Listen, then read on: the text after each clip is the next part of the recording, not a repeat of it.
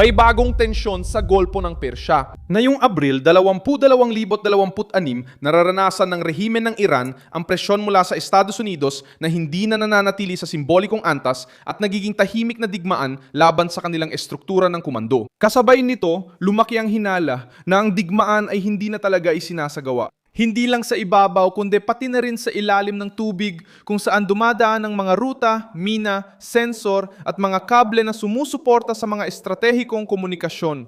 Ang nangyari sa isang objetibong paraan ay ganito. Hinuli ng mga puwersa ng Estados Unidos si Tosca habang ang barko ay papunta sa Bandarabas. Sabi ng Central Command ng Amerika, binaliwala ng kargero ang babala sa loob ng 6 na oras. Tinamaan ito sa silid makina ng destroyer na USS Spruance at pagkatapos ay inakyat ng mga marino mula sa ika-30 isang grupong ekspedisyonaryo ng mga marino. Ayon sa bersyon ng Amerika, nilalabag ng barko ang blokeyo at maaring may dalang mga materyales na may dobleng gamit. Ibig sabihin, mga gamit na maaring gamitin sa industriya at sa militar ng Iran. Para sa Tehran, tinuring itong isang uri ng pamimirata. Para sa Washington, isa itong pagpapakita ng kontrol sa dagat. Diyan pumapasok ang maselang detalye. Nagsisimula ng maghinala ang rehimen na maaring may iba pang bahagi ng kanilang sistema na mahina rin. Kasama rito ang komunikasyon, mga sensor, mga ruta ng supply at ang infrastrukturang nasa ilalim ng dagat. Nakikita natin ang isang senaryo ng blokeyo, pagsamsam ng barko, paglilinis ng mga mina at digmaan ng matinding presyon na inuulat ng lahat ng tradisyonal na media.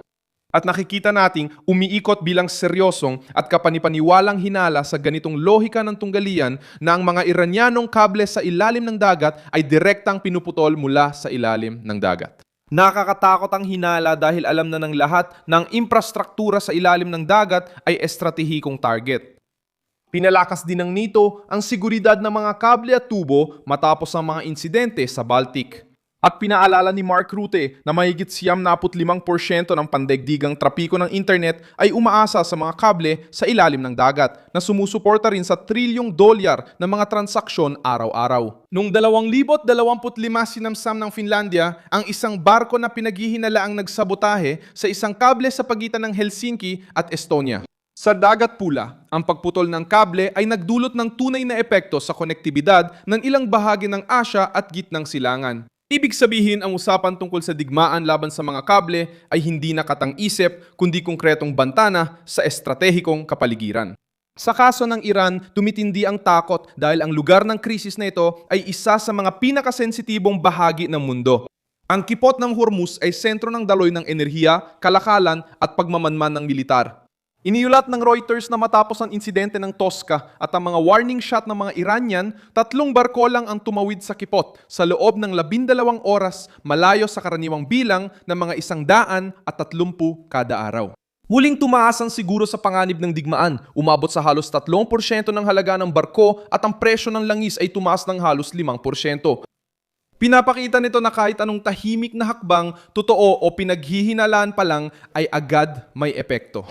Sa ganitong antas ng tensyon, sapat na ang posibleng pagkawala ng komunikasyon o tactical na pagkabulag para matakot ang chain of command. Ayon sa Reuters, sinimulan na ng Estados Unidos ang pag-aalis ng mga mina sa Hormuz gamit ang drone, robot, helikopter at iba pa. Dahil ang digmaan sa dagat ay hindi lang nakadepende sa malalaking labanan, kundi sa pagneutralisa ng mga tahimik na banta at pagbubukas ng daan para makontrol ang ruta. Bakit ito nakakakaba? Kasi mas malala ang reaksyon ng mga rehimeng naiipit kapag nararamdaman nilang nawawala ang kakayahan nilang mahulaan ang mangyayari. Sinabi pa nga ng autoridad sa seguridad ng Sweden noong Marso na ipinapakita ng kasaysayan kung paano ang isang desperado at naiipit na rehimen ay maaring maging mas mapanganib pa. Ang puntong ito ay nakakatulong para maintindihan ang kasalukuyang sitwasyon ng Iran. Kapag napansin ng rehimen na hindi na nito kontrolado ang dagat tulad dati, na maaring mapatigil ang kanilang mga barko at hanapin ang kanilang mga mina, naging sentrong usapin na ang hukbong dagat sa mga malalaking alyansang militar. Ang pakiramdam sa loob ay hindi na lang basta tunggalian, kundi parang napapaligiran na. Ang pagkubkob sa politika ng digmaan ay madalas magdulot ng maling kalkulasyon, paglala ng sitwasyon at pagkabahala. Isa pang mahalagang punto ito. Kumikilos na ang European Union para palawakin ang mga parusa laban sa mga responsabale sa pagharang ng kalayaan sa paglalayag sa Hormuz. Ibig sabihin, hindi lang ito ang hinaharap ng rehimeng Iranian. Nanganganib din silang ma-isolate dahil may mga bansa ring nagsanib para parusahan ang sinumang humarang sa ruta. Kapag pinagsama ang diplomatikong hakbang na ito sa militar na pagharang ng Amerika, ang resulta ay sabay-sabay na paghihigpit sa tatlong larangan: ekonomiya, dagat at psikolohikal. Dahil dito, lumalakas ang usap-usapan tungkol sa posibleng lihim na pag-atake sa komunikasyon ng Iran. Sa ganitong sitwasyon, bawat pangyayari at katahimikan ay nagiging kahina-hinala at palatandaan. Bawat pagkaantala ay nagiging takot sa paglusot. Ipinapakita ng mga pangyayaring ito na may mas malalim pa kaysa sa isang insidente. Ipinapakita nito na ang rehimeng Iranian ay hindi lang natatakot sa mga misil o harang na nakikita, kundi pati na rin sa mga hindi nakikita. Natatakot sila sa digmaan, hindi nakikita sa larawan at sa pagkawala ng kontrol ng hindi alam ang eksaktong sandali ng pagkasira. Natatakot silang matuklasan na ang kalamangan ng Amerika ay hindi lang sa barko at eroplano, kundi pati sa kakayang haranin ang mga ruta, subaybayan ang kargamento at gawing inutil ang banta sa ilalim ng dagat. At magdulot ng pagkapagod na unti-unting sumisira sa tiwala ng pamunuan ng Iran. Ipinakita ng Estados Unidos na kaya nilang pahintuin ang barko, panatilihin ang blockade, palawakin ang paghahanap ng kontrabando, linisin ang mina at panatilihin ang kipot na tuwirang pinagtatalunan. Tumugon ng Iran ng pagbabanta, retorika at ipinapakita ng pangkalahatang sitwasyon ang lumalalang pagkapagod.